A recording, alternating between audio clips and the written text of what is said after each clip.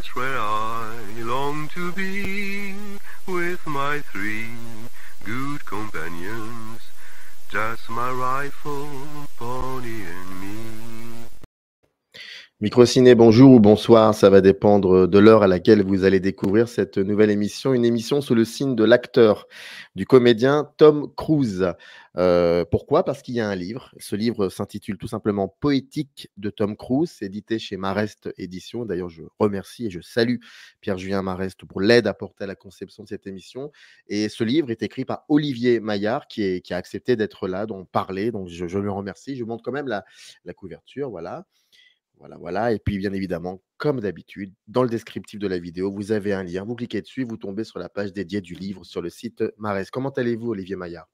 Ça va, je vous remercie. Bon. Alors, quatrième de couverture, il est écrit: il faut du temps pour devenir Tom Cruise, même quand on s'appelle Tom Cruise. Est-ce que ce serait un peu le point de départ de cette envie d'écrire un livre sur un acteur qui ne joue plus, Dixit, je vous reprends, hein, qui ne joue plus depuis plus de 20 ans? Je pense que c'est plutôt l'écriture du livre qui m'a amené à cette réflexion. C'est-à-dire que le désir d'écrire le livre, qui était un désir partagé avec mon éditeur, avec Pierre-Julien Marest, qui m'en a soufflé l'idée, c'était plutôt l'enthousiasme qu'on avait plutôt sur des films récents, en fait, de Tom Cruise. Et résultat, de se replonger dans une carrière qui a maintenant une quarantaine d'années. Ça m'a confronté et ça m'a rappelé aussi pourquoi, à la base, je n'aimais pas du tout les films de Tom Cruise et je n'aimais pas particulièrement ce comédien. Et donc, voilà, il fallait bien que je m'explique comment est-ce qu'il était passé d'un comédien assez agaçant à ce qu'il est maintenant et au fait que j'apprécie beaucoup ses films. Bon, il y en a des anciens qui sont bien aussi, n'exagérons rien, mais j'aime particulièrement ce qu'il fait depuis une vingtaine d'années, oui. Qu'est-ce que vous n'aimiez pas chez Tom Cruise, au départ? Je pense qu'il avait le défaut qu'ont souvent les jeunes premiers, au cinéma, c'est-à-dire qu'il n'a pas grand-chose à apporter. Il ne jouait en plus pas particulièrement bien. C'est assez flagrant, on le voit dans ses premiers rôles, y compris chez des grands auteurs, hein. Dans le Scorsese qu'il a fait, La couleur de l'argent, il est assez catastrophique. Voilà, c'est pas et puis il a des rôles en plus qui tenaient un peu à la mode de l'époque, mais ce qu'il fait dans Top Gun ou dans Cocktail, en plus, on a envie de lui mettre des baffes quand même. Il est pas particulièrement sympathique. Donc, ça faisait beaucoup quand même. Et puis ce qui est intéressant, c'est que c'est quand même, quelqu'un de talentueux et d'intelligent parce qu'il s'est de lui-même, je pense, dirigé dans la bonne direction. Il a su évoluer comme comédien, comme artiste. Il a fait des choix aussi, intéressants qui l'ont amené à avoir la carrière que l'on sait. Alors avant qu'on commence à vraiment décortiquer l'intériorité du livre, il faut savoir que c'est un livre il y a à peu près 110-115 pages, donc c'est un court essai comme on dit. Et ce qui m'intéresse, c'est toujours la cuisine interne de l'écrivain ou de l'écrivaine. Comment vous avez structuré, qu'est-ce que vous ne vouliez absolument ne pas faire et comment vous l'avez structuré avant qu'on commence à parler du contenu? Alors au début, donc l'idée c'était de faire un livre sur Tom Cruise, mais c'est sans aller plus loin. Au début, j'étais parti sur quelque chose d'un petit peu délirant où je m'étais dit, on va faire une sorte de livre mi-esthétique, mi-humoristique, qui va prendre au sérieux les appartenances sectaires de Tom Cruise. Donc on va dire oui que il vient des étoiles, c'est une sorte de créature surnaturelle et finalement il s'adresse à nous à travers ses films. Et puis donc j'ai commencé, c'était le projet. C'est comme ça que je l'ai signé avec l'éditeur. Je me suis rendu au siège de la Scientologie à Paris, par exemple, pour me renseigner, parce que je ne connaissais pas grand-chose de la Scientologie. Ils sont très accueillants, d'ailleurs, très sympathiques. Bah, j'imagine, hein. Tout à fait. Et puis finalement, je me suis rendu compte que j'allais pas pouvoir écrire tout un livre comme ça. En fait, ça allait pas m'intéresser moi-même, donc j'ai abandonné l'idée. Et ensuite, ce que j'ai fait tout simplement, et ce qui a poussé à la structure du livre, c'est que j'ai revu toute la filmographie dans l'ordre, en fait, en Mmh. commençant vraiment par les tout premiers rôles, même quand il y a les 15 secondes rôles, comme dans Outsiders de Coppola. Et puis ensuite, ça fait 20 ans que j'enseigne un peu l'esthétique du cinéma, que ce soit à l'université ou en classe préparatoire. C'est un travail d'analyse, en fait, c'est-à-dire que vous avez un corpus et à partir du moment où vous suivez, ici en l'occurrence un comédien, vous voyez forcément des thèmes, des éléments structuraux, des tics de jeu, des motifs qui apparaissent, et c'est eux qui ensuite, en tout cas c'est comme ça que j'envisage l'écriture, le, c'est l'œuvre qui dicte la structure du commentaire, en fait. C'est l'œuvre qui me guide et qui me dit, par ses effets de récurrence ou par ses effets de rupture, de surprise, comment je dois écrire mon livre. D'ailleurs, c'est un des aspects importants de ce qu'on appelle la critique de cinéma et qui malheureusement est un peu oublié. Je referme la parenthèse. Alors, ce qu'on va faire, c'est que je me suis permis de prendre des notes, mais des notes de manière chronologique. Donc, c'est soit des mots ou alors une phrase ou deux, voire même parfois, je me permettrai, si bien évidemment cela ne vous gêne pas, de lire des extraits et de Oui. remonter un peu comme ça le fil. Alors, on va commencer très fort par le début de sa carrière, ce qui est tout à fait logique. Et vous écrivez, pratiquement, je crois que c'est page 15, je ne sais plus, la période cocktail où vous dites que, bon, bah, les films qui se greffent comme ça, cette période-là, il était une espèce de personnage type de, entre parenthèses, «bon connard». Je referme la parenthèse. Alors déjà, bon connard et ensuite, deuxièmement, est-ce que ça a été aussi, un archétype, de ce cinéma qu'on a appelé cinéma réganien? Est-ce qu'on peut dire que ses premiers rôles étaient un peu enfin, de cette période-là, c'était un personnage réganien, Tom Cruise? Alors j'ai dit ça, oui, je parle de bon connard ou de connard réganien pour aller vite. Je pense que c'est quelque chose qui tient sans doute à l'atmosphère, à l'époque, et effectivement que c'était, bah, sans doute ce que les gens voulaient voir à l'époque au cinéma, puisque c'était des films qui avaient du succès, hein, Cocktail, Top Gun, Rain Man, tous ces films-là ont été des grands succès. Et ensuite, lui, bah, il se trouve qu'il a été une des incarnations de ça avec d'autres jeunes premiers ou d'autres comédiens de la même époque. D'ailleurs, il n'était pas le seul. Mais ça, c'est toujours l'avantage de la distance historique, finalement. C'est qu'on se retourne sur cette époque qui n'est plus la nôtre.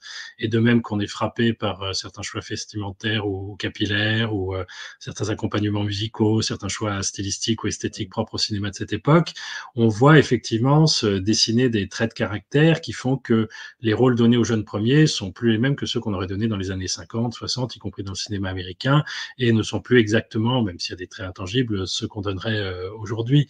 Donc effectivement, j'ai pris le malheureux Reagan qui voilà comme un peu parce que c'est pratique, ça synthétise une époque, si vous voulez. Ensuite, j'y vois pas forcément une motivation particulière derrière pour le comédien lui-même. Il prenait ce qu'on lui donnait à jouer et qui était le reflet d'une époque. Et encore que même, mais cette période-là elle reste aussi importante. On va en parler pourquoi, enfin, par rapport à un film. Mais avant cela, je continue donc de remonter, hein, par rapport au livre il y a 2 choses, une sur la figure paternelle. Vous dites qu'il y a un rapport quand même assez problématique avec la figure paternelle et d'une et puis de 2. Et là, comment dire?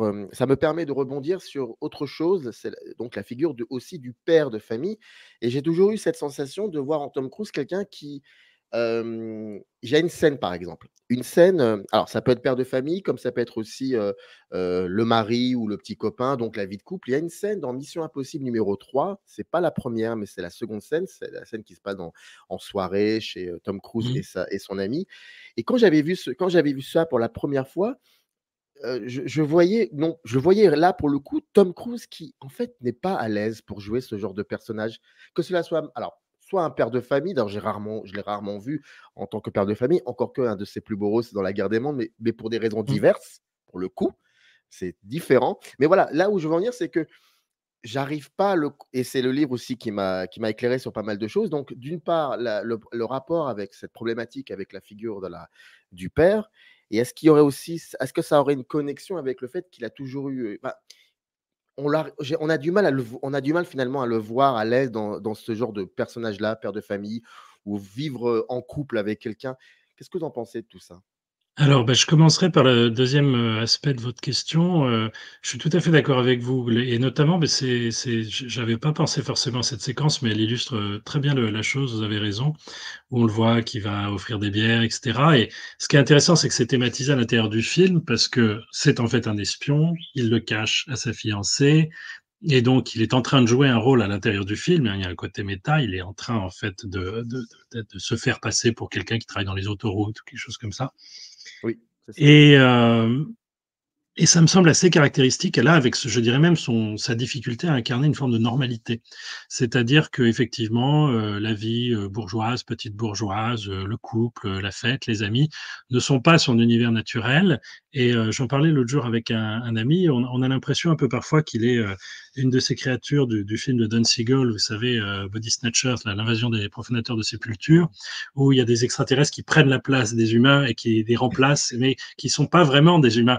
Et Tom Cruise donne parfois cette impression-là, c'est-à-dire qu'il essaie de nous faire croire qu'il est normal, mais on voit bien qu'il y a quelque chose d'un peu bizarre quand même dans sa manière d'être normal et que c'est une normalité jouée qui n'est pas qui n'est pas naturelle. Et je suis assez d'accord, ça crée un côté assez, ça crée une étrangeté, une bizarrerie dans son jeu, où on voit qu'il y a quelque chose de, il veut toujours séduire, il veut toujours plaire, un peu comme un homme politique en campagne, quoi. Il y a quelque chose d'un peu, il est toujours dans le jeu, y compris lorsqu'il n'est pas censé jouer. Donc je suis assez d'accord avec ça. Et on peut le rattacher, à mon avis, cette difficulté avec le monde normal, entre guillemets, Mhm. avec oui, bah, ce que j'essaie de développer dans le livre à propos du rapport peut-être difficile à la question du réel et donc de l'interdit, donc de la figure paternelle. Alors, je parle un peu rapidement du fait que, comme tout jeune comédien, il y a toujours un moment où il va essayer de se confronter à des comédiens plus âgés, d'une part pour grappiller une part de leur notoriété et aussi de leur reconnaissance artistique. Donc, il va jouer effectivement avec Dustin Hoffman, avec Paul Newman, avec un certain nombre de grands comédiens, ou avec Jack Nicholson aussi dans Des Hommes d'honneur. Il va aussi se tourner vers des réalisateurs plus âgés qui vont occuper une sorte de fonction de surmoi paternel, que ce soit Pollack, que ce soit ensuite Kubrick, etc. Et en même temps, en m'appuyant notamment bah, sur ce que, comment, son nom m'échappe, roman des origines, origine du roman, Marthe Robert, pardon, fait dire du récit familial freudien. Peut-être qu'on peut y voir justement dans cette difficulté avec la question des parents. Il ne s'agit pas de faire quelque chose qui tirerait du côté de la biographie de Tom Cruise elle-même, hein, que je laisse de côté. Je me concentre sur le corpus filmique. D'ailleurs, vous le Euh, précisez ça. oui, Vous oui, oui. précisez ça de Oui, manière parce assez que récurrente et vous voilà, dites, ouais. je veux pas, parce que d'autres le font et ils ont tout à fait le droit. Mais en tout cas, moi, c'est pas ça que je cherche à faire. Mais parce que de fait, on sait qu'il y a eu une difficulté familiale aussi au niveau parental dans sa propre famille, donc c'est pour ça que je sépare les deux.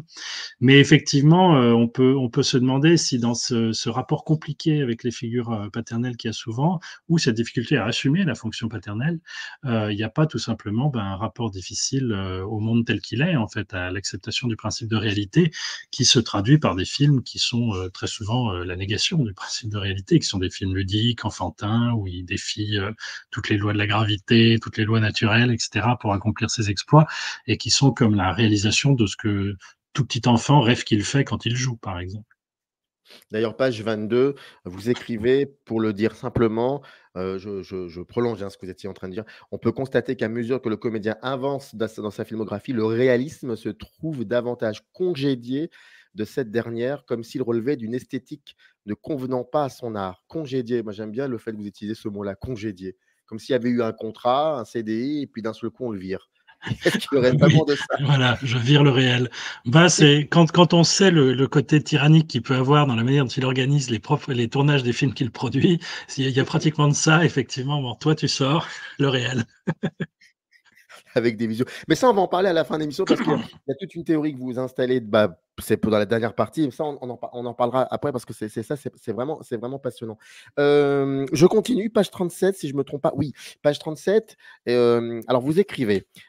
La chose peut sembler autrement plus difficile dans le monde réel, celui que la caméra aura pour tâche d'enregistrer.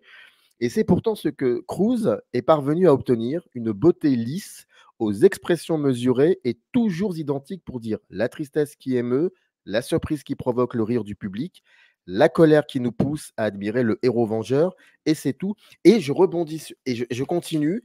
Euh, Page 39, vous parlez de ce fameux sourire, ça aussi, il faut qu'on en parle, et puis surtout de la laideur après. Donc la laideur, le sourire, le rapport au masque, Hem, est-ce qu'à partir de quand vraiment on peut commencer à appliquer cette théorie-là dans sa filmo? Bah, disons que comme tout jeune comédien qui a beaucoup misé sur son physique et sa plastique au début, il fallait qu'il soit le séduisant jeune homme. Alors avec le gag qu'en plus il avait au début une dentition un peu spectaculaire et problématique qui l'a fait retravailler et donc qui fait qu'ensuite il a pu afficher un sourire absolument digne des publicités pour le dentifrice. On a effectivement un cover boy, quoi, comme l'équivalent de la pin-up, mais mâle, qui est là pour faire vendre des posters dans les chambres des jeunes filles, etc., de cocktails, de Top Gun et compagnie. Donc il est effectivement ce visage d'une beauté un peu lisse, un peu plastique, pas très intéressante, enfin c'est pas une beauté qui a quelque chose d'un peu étrange ou d'un peu tordu, on va dire. C'est pas une beauté pasolinienne. Elle est banale, on va dire. Et ce qui est intéressant, c'est qu'effectivement, il va pas s'en tenir à ça. Alors certes, il va avoir ce visage qui va rester quasiment inchangé pendant 40 ans ensuite, et qui va faire qu'il est le héros, reconnaissable. Mais ce qui m'intéressait effectivement, c'était de remarquer que finalement, il en fait plutôt une sorte de signe vide, pas tellement un outil de séduction, mais un peu comme le visage de Tintin, là, une espèce de zéro en fait, avec 2 points pour les yeux, un trait pour la bouche, un rond pour le nez, et finalement qui dépasse ce qu'aurait pu avoir d'emprisonnant en fait pour le comédien en tant qu'artiste, sa beauté un peu lisse. Et c'est pour ça qu'il va tâtonner un peu vers différentes choses. Alors je mentionne effectivement les films où il s'en est dit, qui sont pas forcément. Alors il y a le Vanilla Sky par exemple, bon, qui est pas un film pas passionnant. Il y a plus intéressant, il y a certes dans certaines scènes, comme dans Minority Report, à un moment il se défait complètement le visage dans une scène grotesque assez comique, assez drôle, il court derrière ses yeux qui se mettent à rouler, enfin il y a des choses assez triviales, assez scatologiques, propres à l'imaginaire un peu enfantin Spielbergien qui sont bien travaillées.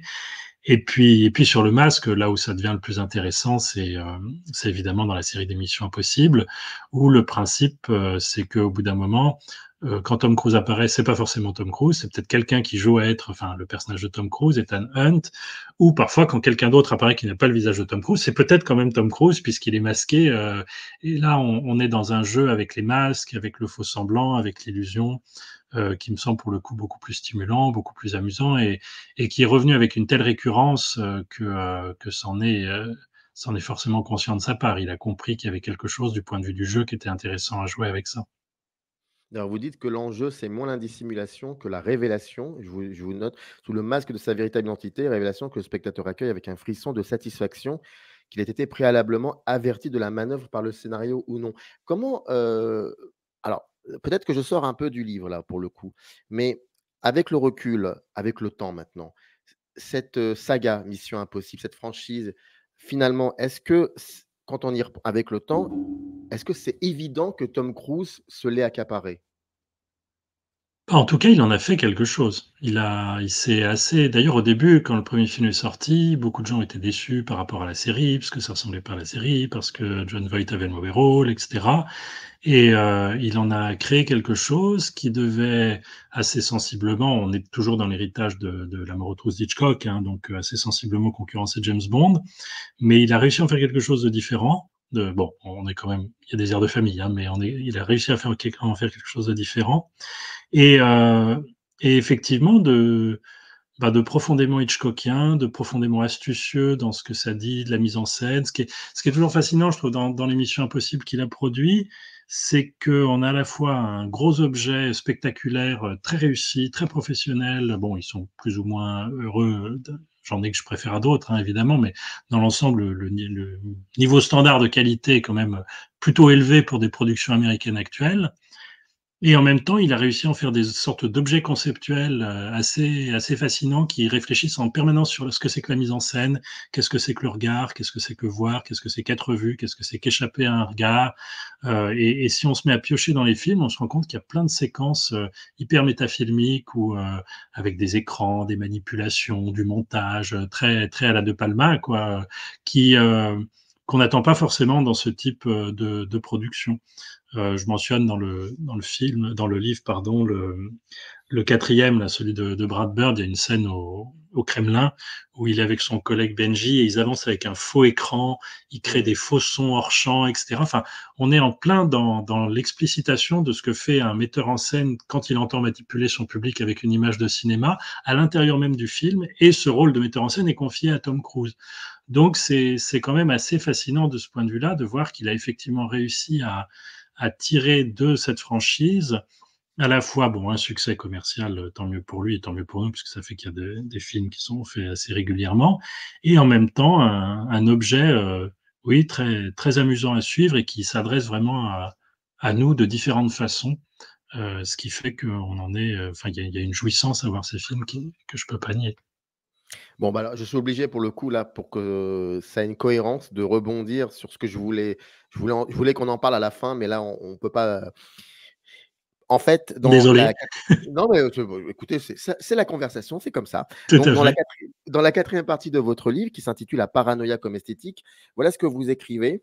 Vous dites, page 80: «Le visionnage patient de sa filmographie permet de repérer, pardon, un certain nombre de trucs propres à sa manière de jouer, de même que des situations ou des motifs qui reviennent de film en film, mais aussi et surtout de constater que le découpage de ces derniers, plus Cruise plus Tom Cruise avance dans la carrière et donne un tour cohérent à son travail, semble répondre à certains impératifs de son jeu, comme si c'était à la vérité ce dernier qui les dirigeait et non l'inverse. C'est quoi ces trucs, en l'occurrence? Alors c'est vrai que ouais, bah, comme je vous disais au début, au bout d'un moment, on cherche quand on voit les films à la suite, on cherche comme dans la nouvelle de Henry James, là, le motif dans le tapis, quoi, le truc, l'espèce de clé qui va expliquer, même si c'est un peu tiré par les cheveux ou artificiel, l'ensemble de de l'œuvre. Et je me suis rendu compte qu'à partir du moment où finalement j'avais pas affaire à un comédien qui va jouer soit d'une manière théâtrale ou au contraire, très intériorisée, enfin c'est pas Jack Nicholson, c'est pas Daniel Day-Lewis, c'est pas quelqu'un qu'on va célébrer pour son jeu d'une certaine manière. Qu'est-ce qui fait que malgré tout, je vais prendre plaisir à le voir jouer, évoluer dans un film? Et bah, effectivement, c'était ce dont on parlait, juste avant. C'est la manière dont finalement, avec ce jeu très neutre, pas vide, mais blanc, disons, un peu comme l'écriture blanche, quoi, le comédien va, enfin Cruise va réussir à avoir de plus en plus de rôles où d'une certaine manière, il va se prouver metteur en scène interne du film et effectivement, notamment dans son jeu, bah, par le regard, par la manière dont il échappe au regard ou dont il regarde, va proposer une sorte de jeu qui l'apparente presque à une caméra finalement, parce que c'est lui qui prend la place, à l'intérieur même du film, du scénariste ou du metteur en scène. Et finalement, je pense que pour en arriver à ça, ça suppose une forme de neutralité du jeu lui-même, paradoxalement. Il ne faut pas qu'il ait grand chose à jouer pour pouvoir assumer cette fonction. Est-ce que vous pensez qu'aujourd'hui, il serait difficile pour lui, de se lancer dans une entreprise filmique, dont l'auteur serait, un Coppola ou quelqu'un de l'ordre d'un Coppola ou d'un Scorsese ou par exemple, pour aller plus vite, je ne sais pas moi, Paul Thomas Anderson, des gens comme ça? Je dis pas que les réalisateurs avec qui il travaille sont des has-been, pas du tout. C'est pas de ça dont je veux dire, mais, comme il l'a déjà fait, est-ce que vous pensez qu'il pourrait le refaire compte tenu de tout ce que vous avez écrit? Alors oui, je pense tout à fait qu'il peut encore le faire. Ça, il y a je suis assez sartrien de ce point de vue-là, tant qu'il n'est pas mort, il peut se réinventer, il peut changer, il peut se métamorphoser, il l'a déjà fait et je crois que même il a intérêt à le faire, pour être honnête. D'ailleurs, on a annoncé, hein, ces derniers temps que potentiellement il était intéressé à l'idée de travailler avec Tarantino ou avec, Iñárritu je trouve que ce sont d'excellentes nouvelles qui retournent un peu vers des auteurs face à qui il ne sera pas le maître, en fait, alors que les réalisateurs avec qui il travaille, qui sont effectivement bons, hein, que ce soit Kosinski, Macquarie, et cetera, et ça a prouvé qu'ils avaient fait de bons films avec lui, hein, et donc je dis pas du tout, il est pas du tout parti avec les pires, mais disons qu'il est dans un rapport où ce sont des exécutants un peu par rapport à lui. Alors que s'il se retrouve face à ceux que je viens de mentionner ou vous, on ne sera plus dans le même rapport de force et je pense que ça lui serait bénéfique. Ça le sortirait peut-être un peu de ce qui commence à tourner un peu en rond, notamment dans la dernière Mission Impossible, pour le ramener vers d'autres choses qu'il sait faire. Ensuite, du point de vue du jeu, est-ce qu'il saurait le faire? Ça, bah, on verra bien. Moi, je trouve que ce qu'il fait dans le Paul Thomas Anderson, là, vous en parliez, dans Magnolia, est formidable. Mmh mh. Je trouve le film un peu lourd par certains aspects, mais je trouve que ce que lui fait dedans est vraiment super et très drôle, notamment. Je trouve que parfois, il est Mais un moi je peu parlais de maintenant. démonstratif. En fait, Oui, c'est oui, pour oui, ça. j'entends bien. Que Si Paul jamais Thomas il en Anderson, c'est vrai que refait, oui. mais ce serait super qu'il refasse, enfin, surtout vu les films que fait Paul Thomas Anderson ces dernières années, Oui, ce serait exactement. merveilleux s'il prenait Tom Cruise. Mais oui, oui, ce serait, enfin, ensuite, nous, on est des spectateurs, on va pas avoir un grand poids dans la décision de ce genre de choses, mais en tout cas, j'irai voir, bien sûr. Alors, Alors, on a parlé de ce jeu blanc, de ce visage lisse, enfin, de plein de petits. Il y a aussi, bien évidemment, il y a ce qu'on appelait autrefois le sex appeal, pardon, et cette espèce d'érotisme de Tom Cruise. Et vous écrivez, page 56, euh, il y a beaucoup d'auto-érotisme dans la filmographie de Tom Cruise. Dès ses débuts, l'exhibition musculaire est la règle, et l'on s'habitue à le voir régulièrement apparaître torse nu depuis Outsiders jusqu'à Maverick, donc en passant par Top Gun, Horizon Lointain, Night and Day, Oblivion ou Jack Reacher. Dans ce dernier film, la scène est à la fois drôle et fort significative. À la belle avocate gênée qui lui demande s'il ne peut pas se rhabiller pendant qu'ils discutent, le héros taciturne fait valoir qu'il ne possède en tout et pour tout qu'un seul t-shirt qu'il lave tous les soirs. Alors qu'il se penche vers elle, celle-ci croit, et le public avec elle, qu'il s'apprête à l'embrasser. Quiproquo comique, il n'en est rien. Tom Cruise n'est qu'un corps à admirer, non à étreindre. Oui, mais alors là, je me risque sur des zones qui sont peut-être très personnelles et il y aura sûrement des gens, hommes ou femmes, qui ne diront pas du tout, qui trouvent, Tom Cruise extrêmement attirant et sensuel. Mais bon, moi, ça n'est pas mon cas, en tout cas. Je trouve il y a une forme de perfection puisqu'il est, musclé, il est bien coiffé, joli garçon, et cetera. Ça, je ne le nie pas évidemment. Mais ce qui me frappe, c'est qu'effectivement, d'une part, il n'a pas une beauté effectivement très érotique, très attirante, très excitante. Il y a un côté un peu papier glacé justement, un peu plastique quoi. Et que qui plus est, même c'est une beauté sans séduction. Je suis tout à fait prêt à reconnaître que Cary Grant est très séduisant, que Brad Pitt est très séduisant. Enfin, je nie pas, je suis pas aveugle à la potentialité au potentiel séducteur de certains grands comédiens. Mais chez Cruz, ça me paraît quand même beaucoup plus froid, disons. Et je crois même que effectivement, c'est ce que j'essayais de dire dans le passage que vous avez cité. Le, il y a une sorte de rapport d'admiration qui est assez propre à notre époque, hein, au développement des salles de sport, aux gens qui font de la gonflette, etc., ou même au phénomène des selfies, des trucs comme ça, c'est-à-dire un rapport un peu adolescent prolongé, en fait, où on s'admire dans la glace, on se regarde, on se trouve beau, on s'excite soi-même d'une certaine manière, mais ce pouvoir de séduction n'est pas adressé à une altérité, à quelqu'un d'autre. C'est à soi-même qu'on l'adresse et il faut se D'ailleurs, trouver beau soi-même. je vous interromps, j'en suis vraiment désolé, Non, parce que non? j'ai oublié de vous dire, vous faites aussi, c'est très bien parce que vous faites une connexion avec un texte fameux d'un critique de cinéma que je pense nous apprécions tous les deux, qui est Serge Danet, sur l'image et le visuel. Voilà, je mets ça comme ça, je Oui, pose oui. ça là, Oui, comme oui, disent les autres. ça rejoint, c'est effectivement ce passage de ma réflexion rejoint ou est inspiré par, d'ailleurs, soyons honnêtes, la réflexion de Danet, où lui, il part notamment, c'est dans un texte sur Top Gun, où il remarque que d'une part, la guerre de Top Gun est sans véritable ennemi, hein, il y a pas de pays étranger, les avions ennemis, c'est juste des avions de loin, des gens masqués, il y a pas de rapport à l'altérité, et que par ailleurs, c'est un film travaillé par un puissant imaginaire homosexuel de vestiaire de type à poil ou torse nu, très musclé dans les vestiaires et où on est dans l'admiration de soi-même, effectivement, dans une sorte d'auto-érotisme un peu cool, aurait dit Baudrillard, quoi, froid, enfin sans chaleur, sans fièvre, sans odeur, sans poil, sans rien, quoi. Enfin, vraiment une sorte de monde de papier glacé. Et effectivement, on en reparlait l'autre jour avec un ami. Le grand film sur la question érotique qu'il fait, c'est quand même évidemment Eyes Wide Shut de Stanley Kubrick. Et la grande scène érotique avec Nicole Kidman, ils font l'amour, mais ils se regardent pas l'un l'autre, ils se regardent dans un miroir l'un et l'autre. Donc on est vraiment dans une forme de voilà d'excitation qui passe par l'admiration de soi-même, en fait. Et d'ailleurs, pour le coup, et je vous en parlais un tout petit peu dans le bouquin, Kubrick avait vu tout ça et comment il a, est-ce qu'on peut dire que c'est l'un, si ce n'est peut-être, le film qui a réglé son compte aux années 80, début fin 80 du jeu de Tom Cruise avec ce film-là? Alors je pense que c'est un film très important de toute manière. Moi, Mmh. je pense que c'est sans doute le meilleur film de Stanley Kubrick et que c'est vraiment un film important à tout point de vue pour Tom Cruise et aussi pour cette question érotique, hein. J'ai toujours trouvé que la grande scène d'orgie, par exemple, dans laquelle déambule, Tom Cruise à peu près au milieu du film, par la manière dont elle s'inspire d'un certain érotisme très papier glacé, très Helmut Newton, contient une forte dimension satirique, en fait, et de moquerie à l'égard d'une certaine idéalisation des corps. C'est que des filles qui ont des jambes qui font 2 mètres, et cetera. Enfin, il y a une dimension, voilà, je pense, assez critique et assez satirique dans ces scènes-là. Et je pense aussi que pour Tom Cruise, bah, ça a été évidemment, il l'a toujours dit lui-même, hein, un rôle extrêmement important dans sa carrière, un investissement très important, hein. Ils sont allés à Londres avec Nicole Kidman, ils ont travaillé longtemps, c'était un tournage très compliqué, très dur, et cetera. Et alors ensuite, bah, je peux pas me mettre à la place de Tom Cruise et la manière dont ça a pu, au sein de son propre cheminement artistique, jouer d'une manière ou d'une autre.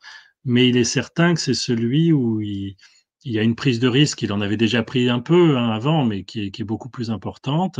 Il y a une capacité aussi dans ce film qui est assez rare dans sa filmographie, à se confronter en permanence, au ratage et à l'échec, qui est très drôle d'ailleurs, qui fait que le film a une dimension comique, vraiment très savoureuse, parce qu'il ne cesse de voir de belles femmes qui s'offrent à lui, et puis il ne couche avec aucune.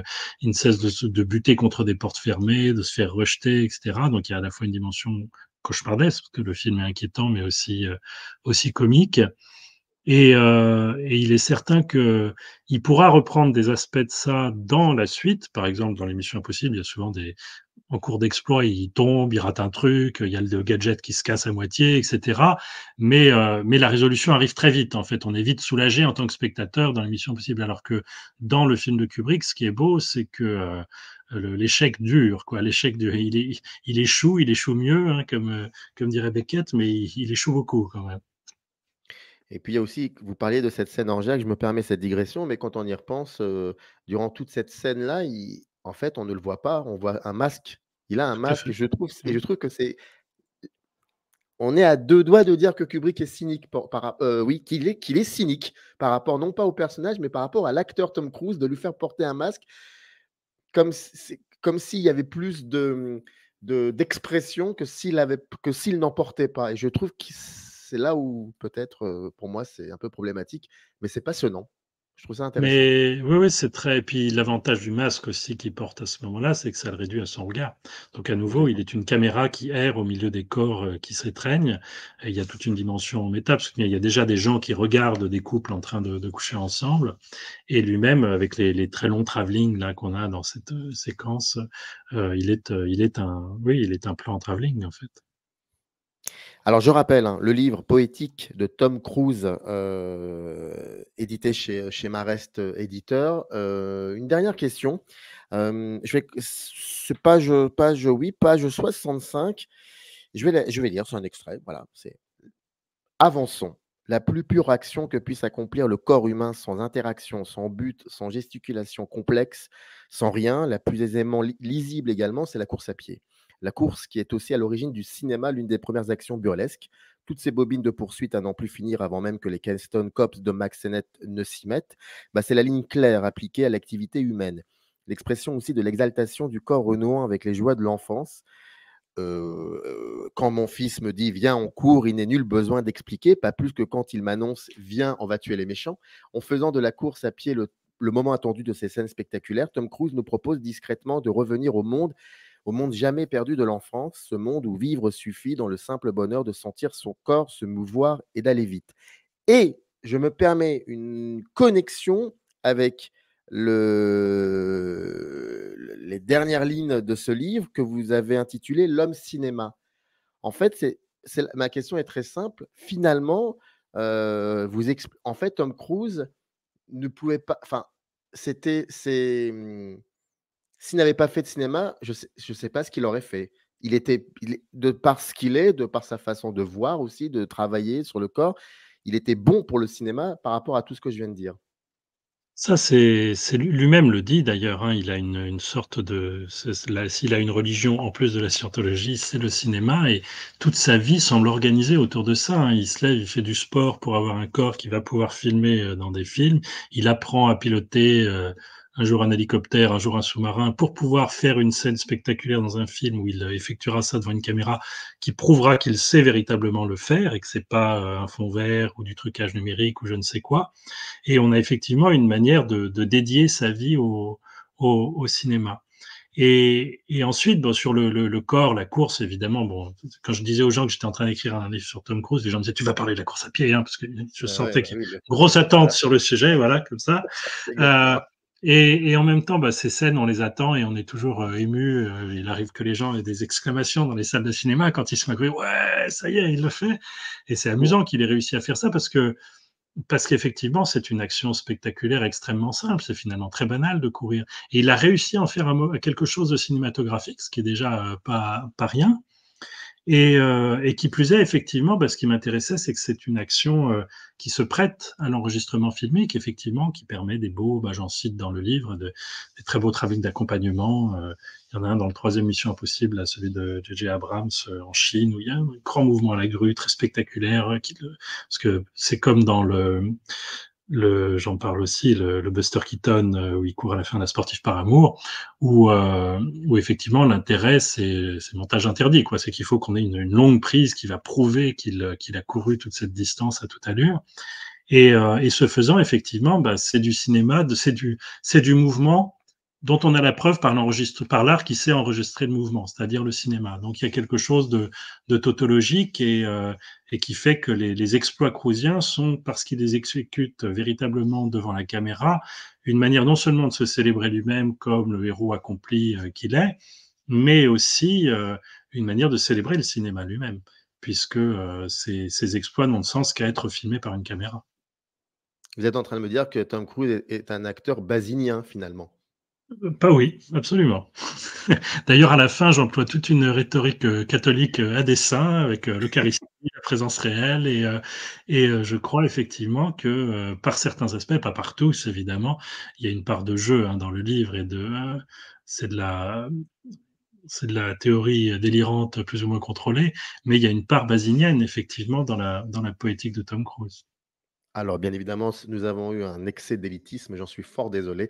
On faisait allusion à André Bazin, critique de cinéma et un des fondateurs des Cahiers. Voilà. Bon. Poétique de Tom Cruise, il y aurait encore plein de choses à dire, mais là, pour le coup, maintenant, il faut que les spectatrices et spectateurs fassent leur travail, c'est-à-dire qu'ils aillent cliquer sur le lien qui est dans le descriptif pour pouvoir se procurer ce livre édité chez Marest et écrit donc par Olivier Maillard, qui était là pour nous en parler. Alors, juste une dernière question et après, je vous laisse tranquille. Est-ce que vous arrivez à imaginer un film dans lequel Tom Cruise, on le voit vraiment vieillir ? Je crois qu'il y a un moment où, malgré tout, les lois vont s'appliquer même à lui, même s'il joue des héros qui ne vieillissent pas, même s'il interprète dans La Momie, par exemple, un dieu éternel qui ne vieillira jamais, il faudra bien qu'il s'y fasse. Finalement, c'est marrant parce qu'il est confronté à quelque chose, c'est un peu comme Marlène Dietrich qui, les 30 ou 40 dernières années de sa vie, s'est caché pour pas qu'on voit justement le visage vieillissant de Marlène Dietrich. Lui, il a atteint la soixantaine. Moi, je pense que ce serait très bien qu'il le montre aussi. Il basculerait du côté de la faillibilité, qui n'a pas été le fort de sa carrière jusqu'à présent, mais comme j'ai dit, il peut encore se réinventer et changer. Et ma foi, je trouverais ça, j'imagine bien, des films noirs où il fait le héros vieillissant, où il va pas faire quelque chose à la Clint Eastwood, mais ça pourrait être tout à fait chouette, qu'il accepte ça et qu'il le montre. Pourquoi pas. Merci beaucoup, Olivier Maillard. Merci à vous. Merci à vous. Merci beaucoup. Générique. Up arrive in the canyon, that's where I long to be, with my 3 good companions, just my rifle